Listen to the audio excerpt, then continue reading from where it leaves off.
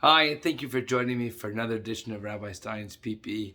This week it's not about the Parsha. Instead, it's about, it's all about Pesach. And as we're getting ready to clean, to cook, to prepare ourselves for the Seder, one of the most monumental evenings of the entire year, we're faced with a very, very big dilemma.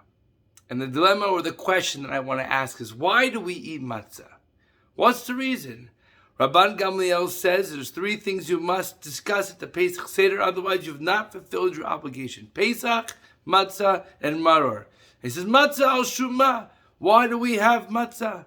Because the answer, he says, not enough time for the bread to rise when the Jews were leaving Egypt. That's the famous answer. That's the answer we all know. That's the answer that's on the tip of our tongues every time we're asked the question, why do we eat matzah? But you see, there's a blaring contradiction. There's a blaring kasha, a bamba kasha, as they used to say in yeshiva. What's the kasha? What's the question? Before we even begin the Pesach Seder, getting into the details of Magid, we raise the matzah and we sing a song. Ha-lachma, an yadi, achalu of hatara. This is the bread of affliction, the poor man's bread, the slave bread, that our forefathers, our ancestors ate when they were slaves in Egypt. So if that's the case, if our forefathers ate matzah when they were slaves, then they've been eating matzah for a long time. Close to 210 years even, I'd say. So for sure, they were eating matzah for so much longer. Where's this reason of not enough time for the bread to rise come in? So how do we answer this question? So the answer is as follows. You see, the Egyptians had to feed the Jewish slaves, millions of slaves, cheap, economical, and something that will satiate them for long periods of time. That's matzah.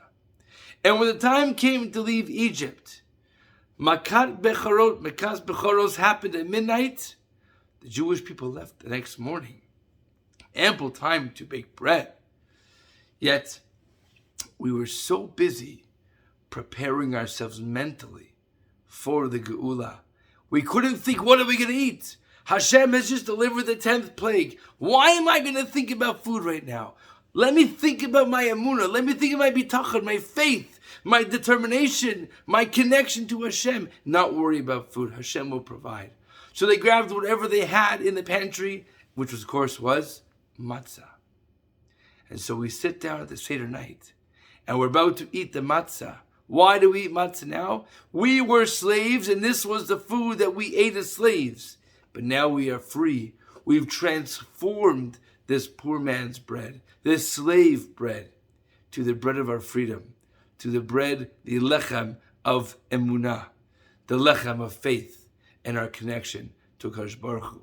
I want to wish you all a Pesach, Sameach, Kasher Sameach, and Gid Yontiv, all the amazing things that the Seder has in store for all of us, and to fulfill the mitzvah as it says, V'garata levincha b'yomahu. You shall teach it to them on that day.